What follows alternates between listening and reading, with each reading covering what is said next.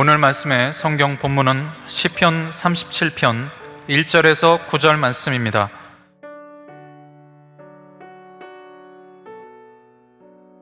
행악자를 인하여 불평하여 하지 말며 불의를 행하는 자를 투기하지 말지어다. 저희는 풀과 같이 속히 뱀을 볼 것이며 푸른 채소같이 쇠잔할 것이미로다. 여호와를 의뢰하여 선을 행하라. 땅에 거하여 그의 성실로 식물을 삼을지어다. 또 여호와를 기뻐하라. 저가 내 마음의 소원을 이루어 주시려다. 너의 길을 여호와께 맡기라. 저를 의지하면 저가 이루시고 내 의를 빛같이 나타내시며 내 공의를 정오의 빛같이 하시리로다. 여호와 앞에 잠잠하고 참아 기다리라. 자기 길이 형통하며 악한 꾀를 이루는 자를 인하여 불평하여 말지어다. 분을 그치고 노를 버리라. 불평하여 말라. 행악에 치우칠 뿐이라. 대저 행악하는 자는 끊어질 것이나 여호와를 기대하는 자는 땅을 차지하리로다.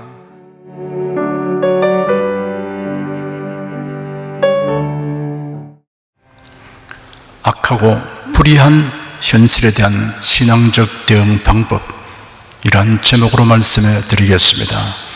이 세상을 살아가노라면 때로는 행악자가 번영하고 불의한 자가 형통함을 보게 됩니다. 하나님을 두려워하지 않고 제멋대로 행동하는 자가 형통하는 것을 보고 회의에 빠져 믿음이 흔들리거나 실족하는 신자가 간혹 있습니다. 시편 37편은 사악하고 불의하며 모순투성이 같은 현실을 극복하기 위한 신앙적 대응 방법을 가르치고 있습니다. 번영 중에 있는 악인과 역경 중에 있는 성도를 볼 때 성경적 관점에서 분별하면 이해할 수 있음을 교훈하고 있습니다. 이 시간 저는 여러분에게 시편 37편이 가르치는 신앙적 관점과 대응 방법을 말씀해 드리겠습니다. 본문에는 소극적 방법과 적극적 방법으로 나누어져 있습니다. 먼저 소극적인 대응 방법을 살펴보겠습니다. 첫째는 행악자를 인하여 불평하지 말라. 자기 길이 형통하며 악한 꾀를 이루는 자를 인하여 불평하여 말지어다 하였습니다. 여기서 불평하지 말라는 말씀은 행악자에 대한 불평 금지가 아니라 행악자가 악한 계획을 이루는 것으로 인하여 하나님에게 불평하지 말라는 뜻입니다. 사람은 책임 전가하는 성질이 있습니다. 조상으로부터 타고난 것이라고 할 수 있습니다. 아담과 하와가 하나님의 명령을 거역하고 선악과를 따먹었습니다. 하나님께서 그들에게 오셔서 문책하셨습니다. 하나님께서 아담에게 내가 너에게 먹지 말라고 명령한 그 나무의 열매를 네가 먹었느냐라고 물었었습니다. 아담이 대답하기를 주께서 저와 함께 하도록 주신 여자, 그가 그 나무 열매를 내게 주어서 제가 먹었습니다 라고 말했습니다. 주께서 저와 함께 하도록 주신 여자라고 말하여 아담은 하와에게 책임 전가하면서 동시에 하나님에게 책임 전가하는 것입니다. 하나님, 제가 언제 여자를 만들어 달라고 하였습니까? 하나님께서 일방적으로 결정하여 저를 잠들게 하시고 제 갈빗대를 취하여 여자를 만들어 저와 함께 하도록 하셨습니다. 하나님께서 저에게 여자를 주지 아니하셨으면 제가 선악과를 따먹는 일은 발생하지 않았을 것입니다 라는 의미가 내포된 말입니다. 하나님께서 여자에게 네가 한 일이 무엇이냐 하시니 여자가 대답하기를 뱀이 저를 속여 제가 먹었습니다 라고 말했습니다. 하나님이 뱀을 만들지 아니하셨으면 제가 속을 일도 없고 선악과를 먹지 않았을 것입니다 라는 의미가 내포된 말입니다. 결국 아담과 하와는 교묘하게 하나님에게 책임을 돌리는 말을 하였습니다. 하나님을 향한 일종의 원망이며 불평이었습니다. 우리가 행악하는 자로 인하여 곤란을 당하게 되고 고통을 겪게 되면 하나님, 어째여 저를 이런 현실에 처하게 하십니까? 라는 생각이나 말을 하기 쉽습니다. 성도는 이런 그릇된 생각이나 말을 하지 않도록 해야 합니다. 둘째는 불의를 행하는 자를 투기하지 말라고 하였습니다. 시기와 질투는 자기 연민과 열등의식을 불러들여서 자신이 불쌍하게 생각되고 비감에 잠기게 합니다. 시기와 질투는 부러워하는 마음에서 생기는 것입니다. 불의를 행하는 자가 번영하고 형통하게 되는 것은 부러워할 일이 아닙니다. 도리어 딱하고 불쌍하게 여기는 것이 마땅합니다. 그들이 불의를 계속 행하게 될 것이기 때문입니다. 하나님께서 때가 되면 그들의 불의한 행위에 대하여 반드시 심판하실 것입니다. 셋째는 분노하지 말라고 하였습니다. 분을 거치고 노를 버리라, 불평하여 말라, 행하게 치우칠 뿐이라 했는데, 분을 거치고 노를 버리며 화내지 마라, 해로울 뿐이다 라고 번역하는 것이 더 적절합니다. 분노하면 정서상의 혼란으로 속단과 오판을 하게 될 위험이 있습니다. 야고보서 1장 20절에는 사람의 성내는 것이 하나님의 의를 이루지 못함이니라 하였습니다. 하지만 거룩한 분노까지 금하는 것은 아닙니다. 다윗은 하나님과 이스라엘을 모욕하는 골리앗의 행위를 보고 분하게 여겼습니다. 다윗이 골리앗을 향하여 나아가며 외치기를, 너는 칼과 창과 단창으로 내게 오거니와 나는 만군의 여호와의 이름 곧 네가 모욕하는 이스라엘 군대의 하나님의 이름으로 네게 가노라 하였습니다. 다윗의 분한 감정은 사사로운 것이 아니라 하나님의 이름을 모욕하는 자에 대한 것입니다. 거룩한 분노입니다. 사도 바울이 아테네에 갔을 때 그 성읍에 우상이 가득한 것을 보고 마음에 격분하였다고 사도행전에 기록되어 있습니다. 바울이 격분하는 것은 사사로운 것이 아니라 아테네 사람들의 우상 숭배에 대한 것입니다. 거룩한 분노입니다. 다음은 적극적 대응 방법을 살펴보겠습니다. 첫째는 하나님을 의뢰하여 선을 행하라고 하였습니다. 하나님을 의뢰하라는 말씀에는 의지하고 신뢰하라는 뜻이 있습니다. 여기서 선으로 번역된 원어는 도덕적인 선뿐 아니라 아름답고 유익하고 좋은 일들이 포함되어 있습니다. 하나님이 공급하시는 지혜와 힘을 의지하여 선을 행하는 것이 하나님을 의뢰하여 선을 행하는 태도입니다. 사도 베드로는 기록하기를, 만일 누가 봉사하려면 하나님의 공급하시는 힘으로 하는 것 같이 하라. 이런 범사에 예수 그리스도로 말미암아 하나님의 영광을 바라시게 하려 함이니 그에게 영광과 권능이 세세 무궁토록 있느니라 하였습니다. 행악하고 불의를 행하는 자들을 볼 때 움츠려들지 말아야 합니다. 오히려 하나님을 의뢰하여 더욱 적극적으로 선을 행해야 합니다. 둘째는 하나님의 성실로 식물을 삼으라 하였습니다. 성실은 하나님의 속성입니다. 하나님의 예언과 언약은 모두 반드시 이루어집니다. 하나님의 말씀은 성실로 가득합니다. 하나님의 말씀을 믿고 순종하는 사람은 하나님의 성실을 맛보게 됩니다. 시편 119편에는 여호와여, 주의 말씀이 영원히 하늘에 굳게 서사오며 주의 성실하심은 대대에 일어나이다 하였습니다. 이사야서 55장에는 비와 눈이 하늘에서 내려서는 다시 그리로 가지 않고 토지를 적시어서 사기나게 하며 열매가 맺게 하여 파종하는 자에게 종자를 주며 먹는 자에게 양식을 준 것 같이 내 입에서 나가는 말도 헛되이 내게로 돌아오지 아니하고 나의 뜻을 이루며 나의 명하여 보낸 일에 형통하리라 하였습니다. 예수께서 말씀하시기를, 천지는 없어지겠으나 내 말은 없어지지 아니하리라 하였습니다. 하나님의 성실로 식물을 삼으라고 하였습니다. 하나님의 말씀을 먹으라는 뜻입니다. 음식에 대하여 지식이 많아도 먹지 않으면 힘을 얻지 못합니다.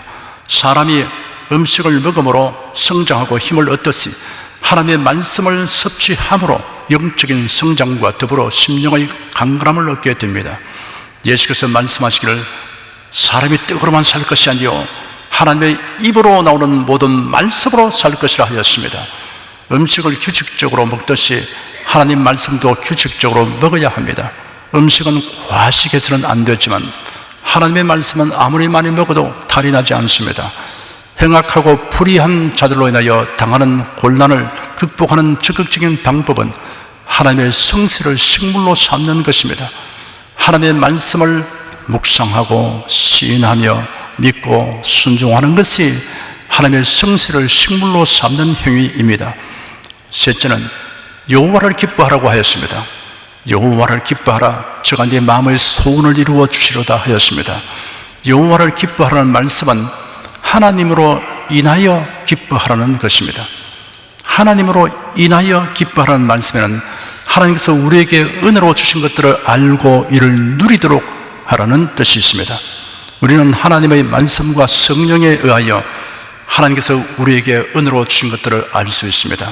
고린도전서 2장 12절에 기록되기를, 우리가 세상의 영을 받지 아니하고 오직 하나님께로 온 영을 받았으니 이는 우리로 하여금 하나님께서 우리에게 은혜로 주신 것들을 알게 하려 하심이라 하였습니다.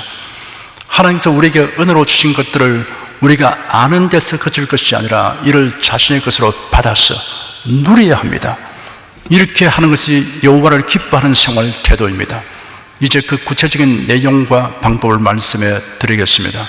첫째, 하나님이 우리에게 은혜로 주신 것들 중에 우리를 구원하시는 하나님의 사랑이 있습니다. 그 사랑을 누려야 합니다. 사도 요한은 하나님의 사랑이 우리에게 이렇게 나타난 바 되었으니 하나님이 자기의 독생자를 세상에 보내시면 저로 말미암아 우리를 살리려 하심이니라.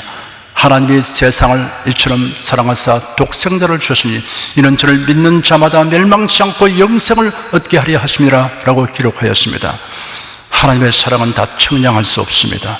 그 사랑의 넓이는 모든 나라와 민족에까지 미칩니다. 그 사랑의 길이는 어느 시대에도 미칩니다. 그 사랑의 높이는 어떤 높은 지위나 존귀한 신분을 가진 자에게도 미치며 그 사랑의 깊이는 아무리 비천한 사람이나 죄악의 깊은 수렁에 빠진 사람에게도 미칩니다. 그 크신 사랑으로 인하여 믿는 우리가 죄사함 받았습니다. 참된 자유를 얻었습니다. 죄에서 해방되고 사탄의 권세에서 해방되었습니다. 하나님의 자녀가 되었습니다. 할렐루야. 하나님의 사랑을 누리며 사는 것이 하나님을 기뻐하는 것입니다. 하나님은 모든 사람이 하나님의 사랑을 누리게 되기를 원하십니다. 둘째, 하나님이 우리에게 은혜로 주신 것들 중에 하나님의 권능이 있습니다. 그 권능을 누려야 합니다. 성경은 하나님의 권능을 적극적으로 누린 사람들의 이야기로 가득합니다. 모세는 80고령에 가진 것은 지팡이 하나밖에 없지만 그런 애고의 바로 앞에 나가서 하나님의 백성을 내보내라, 우리가 하나님을 섬길 것이라 라고 당당히 요구했습니다. 바로는 호숨쳤습니다. 모세의 초라한 행색을 보고는 그를 잡아 가둘 생각도 하지 않았습니다. 그저 구경삼아 내버려 두었습니다. 모세는 바로의 그 권세와 능력을 두려워하지 않았습니다. 그보다 더 크신 하나님의 권능을 알았기 때문입니다. 모세는 하나님의 권능이 나타나는 것을 믿음과 순종으로 누렸습니다. 모세가 하나님의 지시대로 재앙을 선포하니 그 땅에 10가지 재앙이 연속하여 임하였습니다. 결국 바로와 애국 사람들이 굴복했습니다. 자유를 얻은 이스라엘 백성들을 모세가 인도하여 진행하다가 홍해 앞에 당도하였습니다. 더 이상 나아갈 수 없어서 일단 장막을 치고 머물렀습니다. 이러한 상황 정보를 입수한 바로가 변심하여 군대를 이끌고 추격하였습니다. 진퇴양난에 처한 백성들은 절망하여 모세를 원망했습니다. 그러나 모세는 하나님의 권능을 나타내실 것을 믿었습니다. 그러므로 백성들에게 너희는 가만히 있어, 여호와께서 너희를 위해서 행하시는 구원을 보라.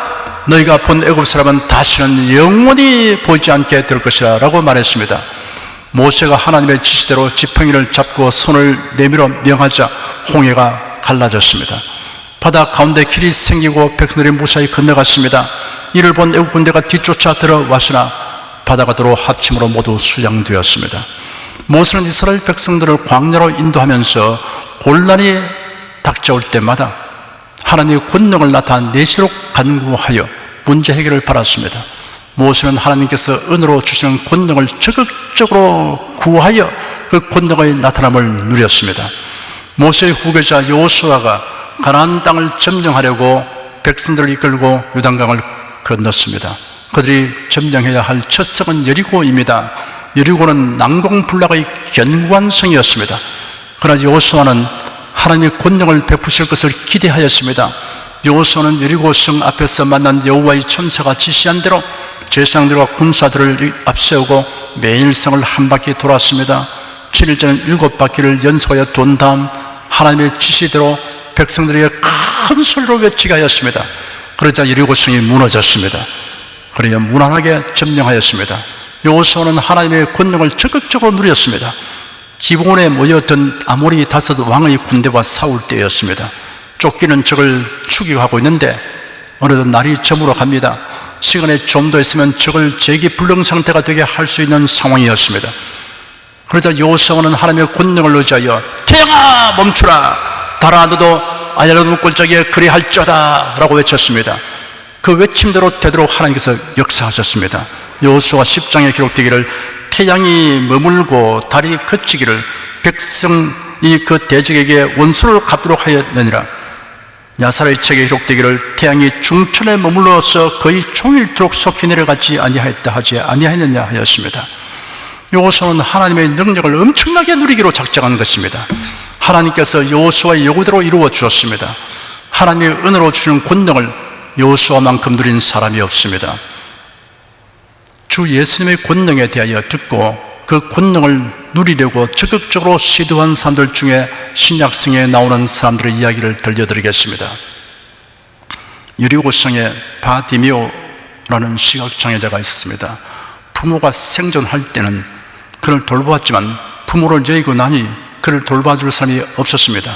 형제가 있어도 그를 보살펴 줄 만한 여력이 없었던 것 같습니다. 바디메오는 호구지체와 길가로 나가서 구걸하였습니다. 그러면서도 그는 예수님에 대한 소문에 귀를 기울였습니다. 어느덧 그의 마음속에 예수님의 사랑과 권능에 대한 믿음이 생겼습니다. 비록 자신이 시각장애자이며 구걸하는 거지일지라도 예수님을 만나면 그 권능을 누리게 될 것을 믿었습니다. 그러던 어느 날 길거리에 사람들이 몰려들기 시작했습니다. 무슨 일인가 하고 귀를 기울이더니 예수님이 여리고를 지나가시다는 것입니다. 바디메오는 그 순간부터 동양에는 관심이 없고 예수님이 지나가시는 순간을 포착하려고 온 신경을 곤두세웠습니다.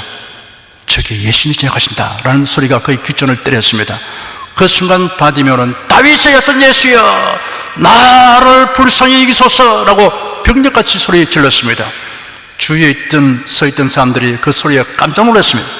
그들은 화가 나서 잠잠하라 라고 윽박질렀습니다. 그러자 바디메오는 더욱 소리를 높였습니다. 그 소리가 예수님에게 도달되었습니다. 예수께서 머물러 서서 저를 부르라 하시니 제 아들이 그 소경을 부르며 안심하고 일어나라 너를 부르신다 하였습니다. 바디메오는 겉옷을 내버리고 뛰어 일어나 예수께로 갔습니다. 예수께서 그에게 네게 무엇을 하여 주기를 원하느냐 하시니 포기를 원합니다 라고 대답했습니다. 예수께서 바디메오에게 가라 네 믿음이 너를 구원하였느니라 하시니 그가 곧 보게 되었습니다.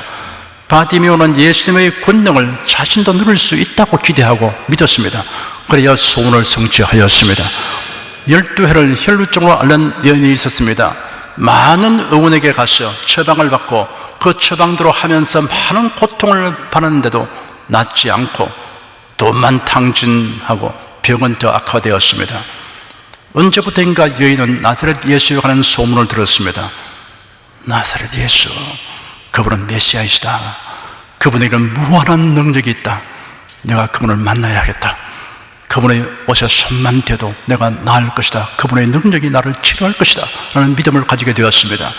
예수도 안에 있는 그 능력을 자기도 누릴 수 있기를 원했습니다. 어느 날 온 동네가 왁작지껄했습니다. 웬일인가 알아보았더니 예수님이 동네로 지나가신다고 하였습니다. 여인은 기다렸다는 듯이 즉시 일어났습니다. 12회를 혈루증으로 피를 흘렸으니 빈혈이 아주 심해서 일어나는 것도 용이한 문제가 아니었습니다.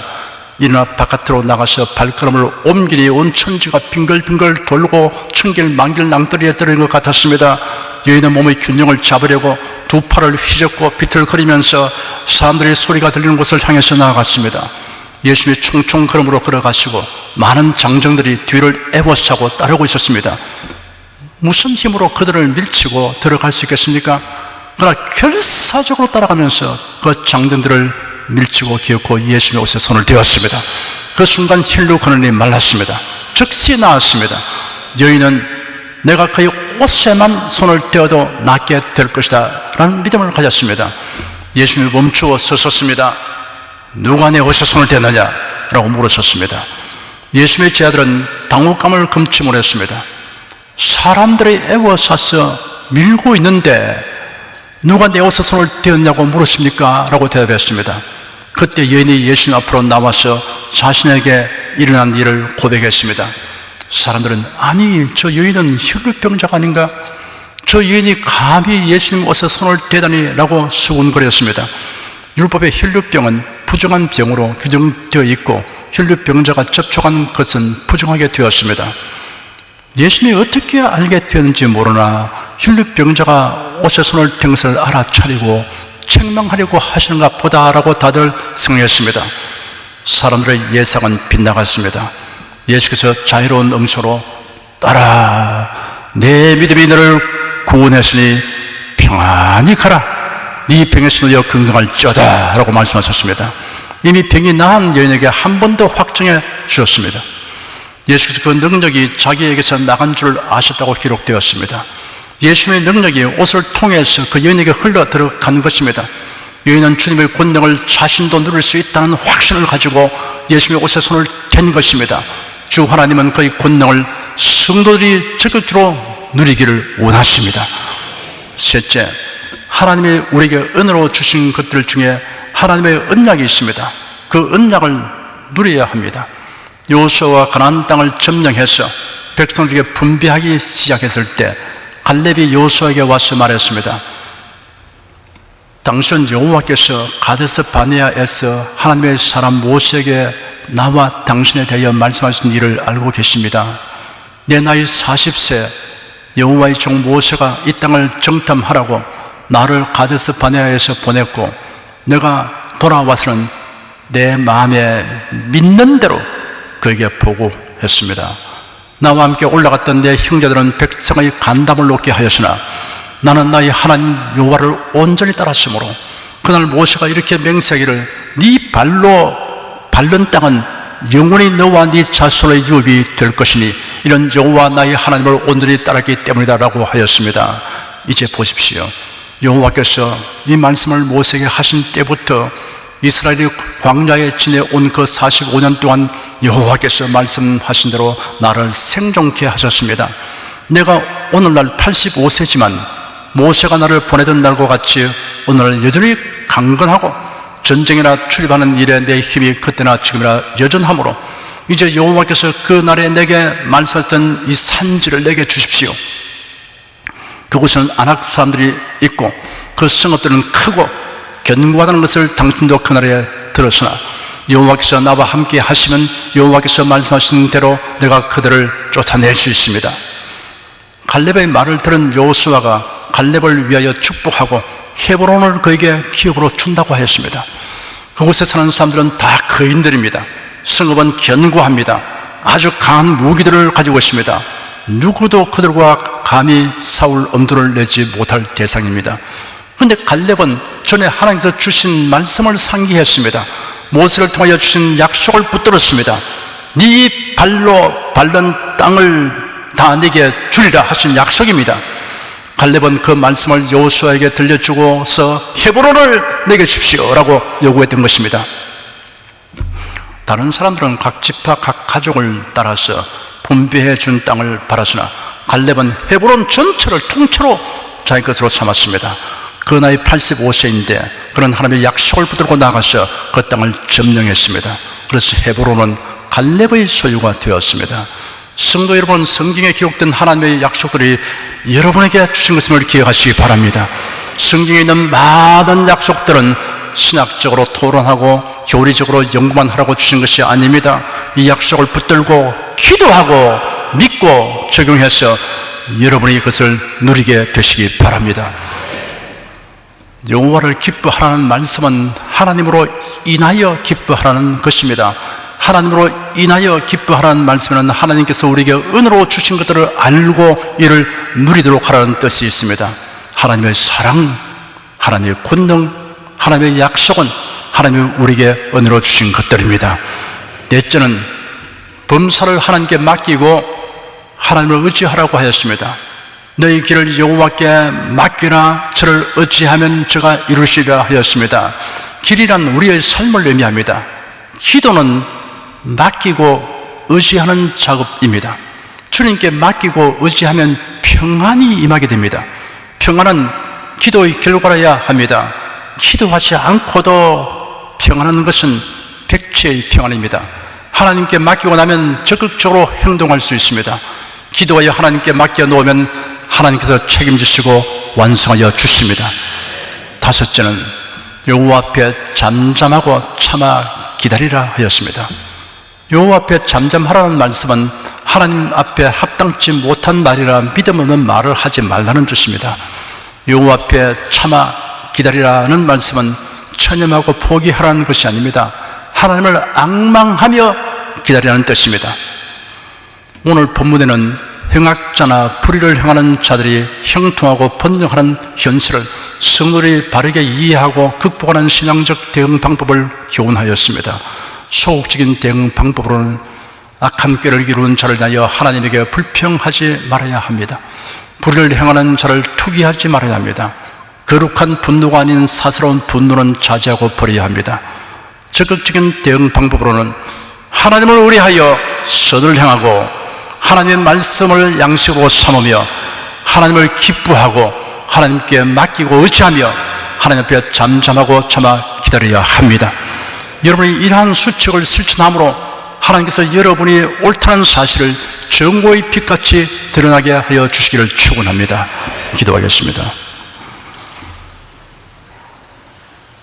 다윗은 현실에 인한 사건들을 보고 사람들을 보고서 마음의 갈등을 느꼈습니다. 불의하고 악한 자들이 승승장구하고 번영하고 형통하는 것을 보았고 의인들이 고난당한 것을 보았습니다. 많은 갈등을 느꼈습니다. 그러나 하나님께서 그에게 계시해 주었습니다. 그 말씀이 오늘 살펴본 말씀이었습니다. 다윗은 깨닫고 이 말씀대로 일생 살게 되었습니다.